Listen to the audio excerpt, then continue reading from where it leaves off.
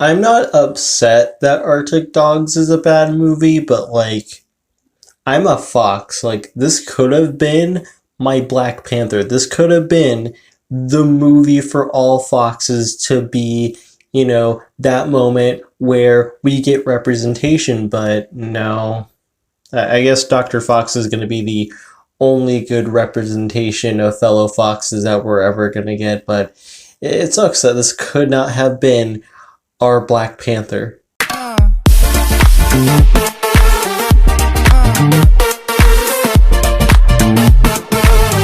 can't seem to get you off my mind. Let's get lost. Let's get lost. Now, for me, in terms of plot points, character points, or bullet points, the three act structure, for me, I don't really mind if I've seen it before. I've been on this planet for 21 years. I've watched a lot of animated content, from TV shows to animated movies. You're gonna find yourselves seeing the same ideas, but the thing is how the storyteller wants to present those things. And because of that, you can get a new experience, and it all really depends on presentation. As my own viewer and specter, as an audience member, I have to, determine whether or not it's for me or if I like it in a better place, or etc. etc. The list really goes on.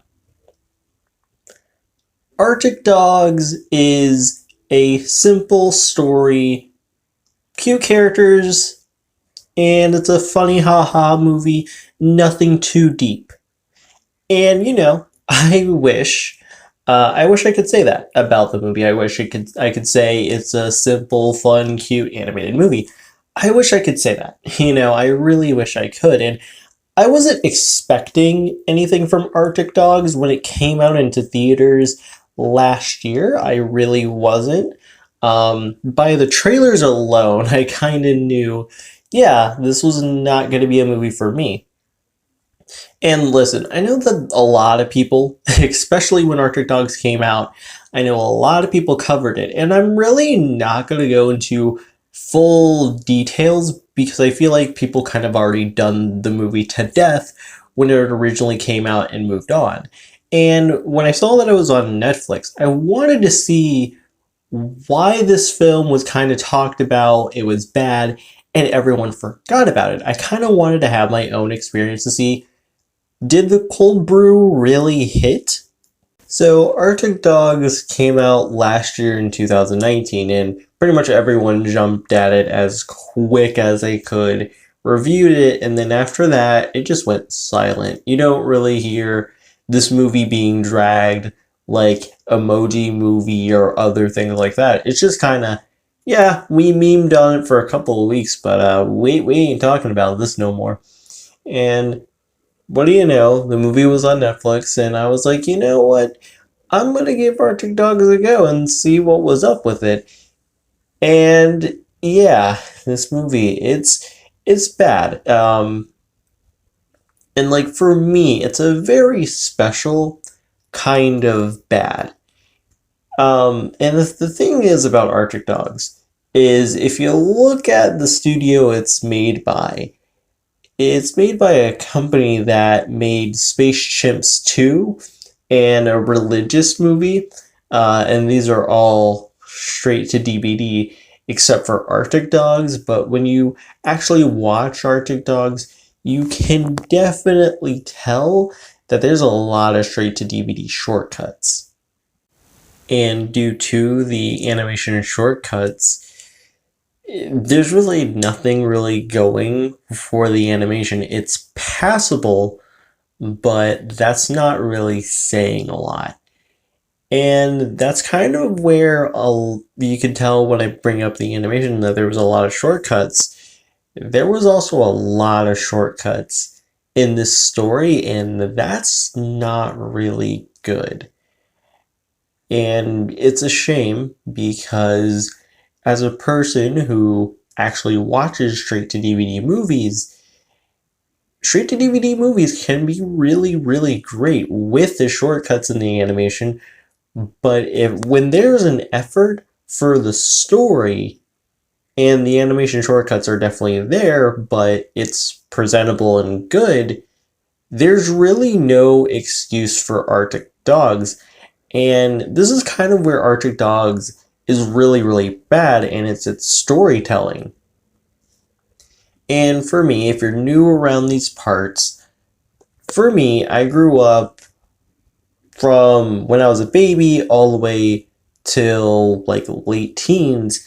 You know, I never had cable. In fact, I still don't have cable, but before I got Netflix and other things like that, if I wanted to watch cable, I would have to go to a relative's house. But for me, if I wanted anything animation related, there was only two networks I could watch: PBS Kids and the Cubo network. Those were like the only two that had animation 24/7. And for me, I really don't mind Little One's content. And I know that's kind of like a no-no in terms of the, animation community and how they view simple animated movies. But for me, when it comes down to shows and other media that's, a little bit more so geared to kids, but it's not too alienating. I'm going to give a good example. Friendship is Magic, Polly Pocket, both versions of Lola's Pet Shop 2010 series.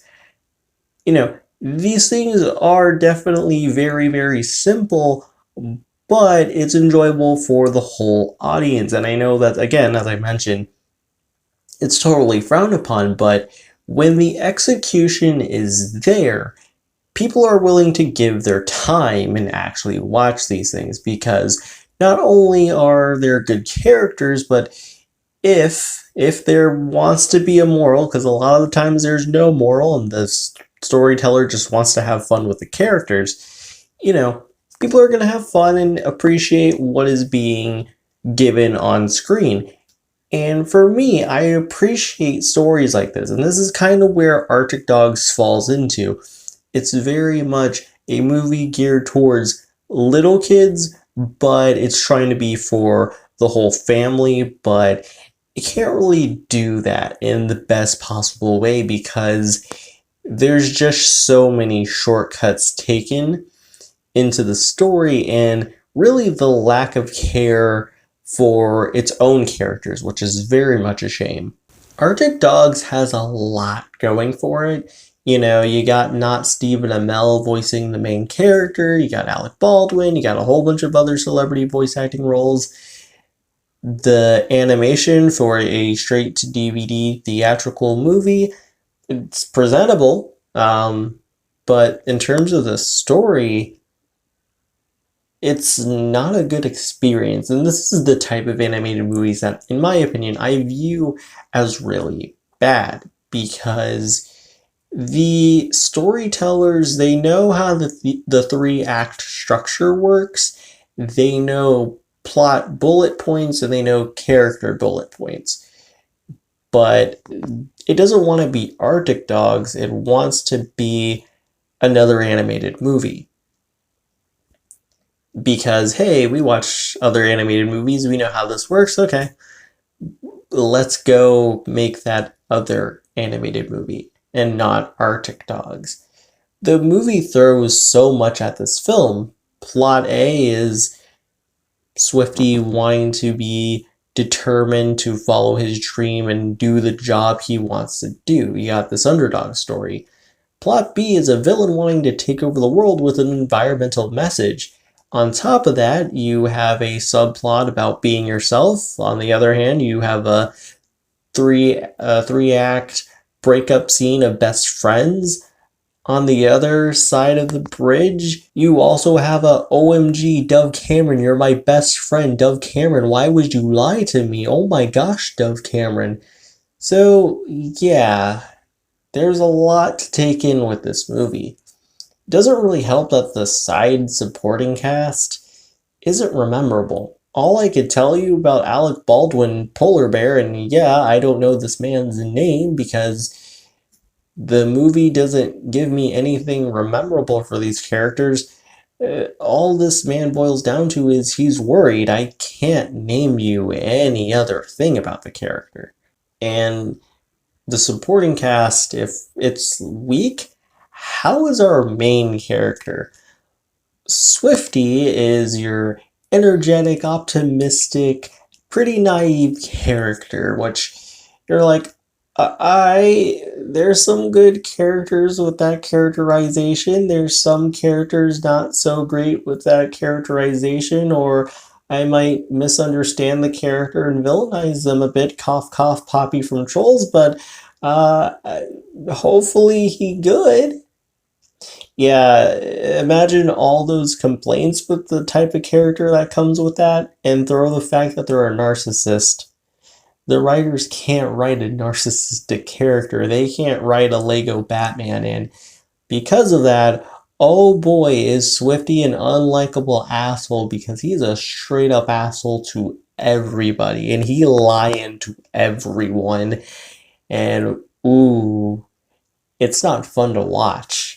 And when your protagonist ain't fun to watch, and you don't have any side characters to really back that up and go, I like that character, ooh, you got a messy experience, and that's what I got. A very, very messy, not enjoyable, we're an animated movie, but we're other animated movies and not Arctic Dogs. We're not giving our 110% of what Arctic Dogs could truly be, and for me, it was a very disappointed experience. So anyway, I'm Speed Force Spectre, and I'm signing out.